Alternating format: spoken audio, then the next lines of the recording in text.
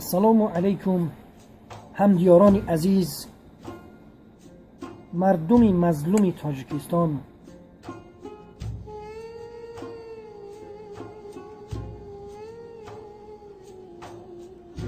این عکسی به جانی که میبینید جگربند یک مادر است و آرزوی یک پدر است. خردترین شهید از مهاجران مهنتی تاجیک می باشد. این طفل معصوم شهروند جمهوری تاجیکستان عمرعلی نظروفی 5 ماهه می باشد. همدیاران عزیز، متاسفانه تا به امروز نه اینکه قاتلان این طفل به محکمه کشیده شدند، بلکه آماده هستند به پدر و مادر این طفل آسیب رسانند، به مانند راندن مادرش از قلمرو روسیه و گناهکار کردن پدرش در این قضیه. اگر این طفل فرزند حکوموف می بود، طیاره های روسیه در آسمان تاجیکستان معن کرده می شد. اگر این طفل از عائله رحمانوف می بود، دریاها را می بستند، چنانه که دریای دوشنبینکه را 2 هفته برای مرگی یزنش بسته بود. اگر این طفل خیش و تباری ظهوروف می شد، تمامی سایت های اینترنتی در قلمرو تاجیکستان بند می شدند. عمرعلی، تو اگر در نزد رحمانوف اهمیت نداشته باشی، در نزد هزاران تاجیک در قلبی هر یک تاجیکی مظلوم جایگاهی خاصی داری.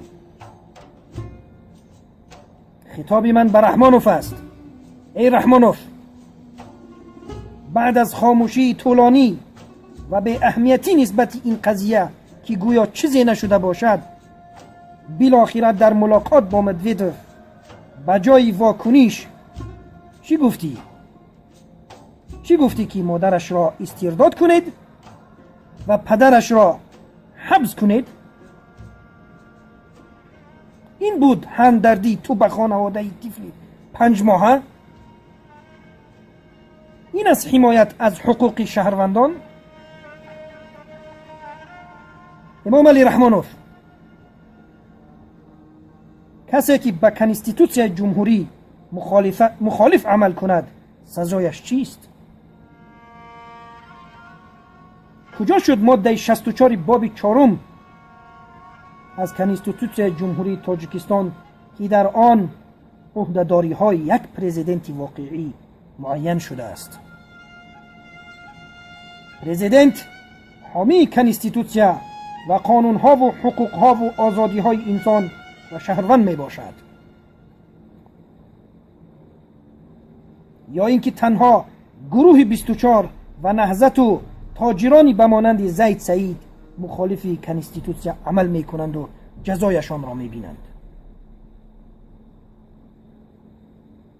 عمرعلی، کسی که تو در نزدش ارزش و اهمیت نداشته باشی، او در نزد ما ارزش ندارد.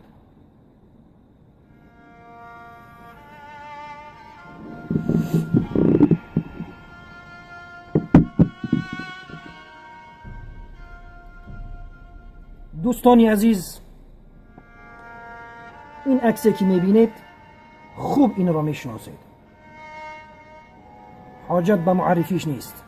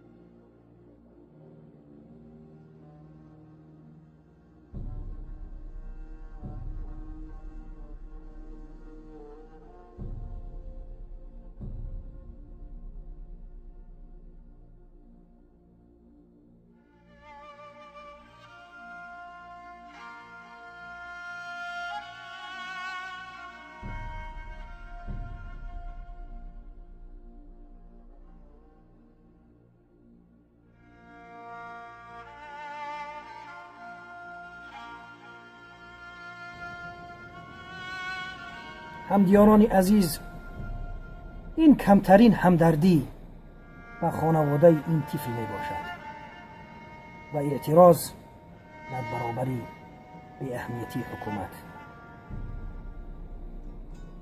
سلامت باشید.